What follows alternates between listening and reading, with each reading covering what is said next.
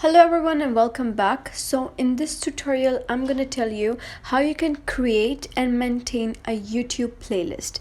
So first of all, what you have to do is obviously open your YouTube app, and after opening the YouTube app you can select the video which you want to add to the playlist, or you can even go on search bar over here and search for any songs you want to add to playlist, or any type of the video for your school purpose, educational purpose, or business, or anything.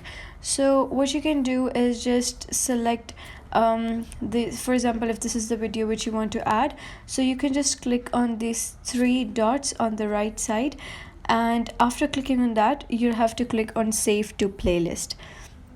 Now you can either create a new playlist by clicking on this new playlist, give it a title such as write Halloween, and you can either make the playlist private or public or unlisted. Like public means that the playlist will be public and anyone who sees your channel can view your playlist, or you can make it unlisted, that you can just send this link to any of your friend, or you can make it private that only and only you can see that. So after that just click on create, and you can just add it to any of the existing playlist or create a new playlist. Just click on the playlist and then click on done, and when you come to your library you'll be able to see that the playlist has been made and it is saved there. So that is how you can create a playlist on YouTube.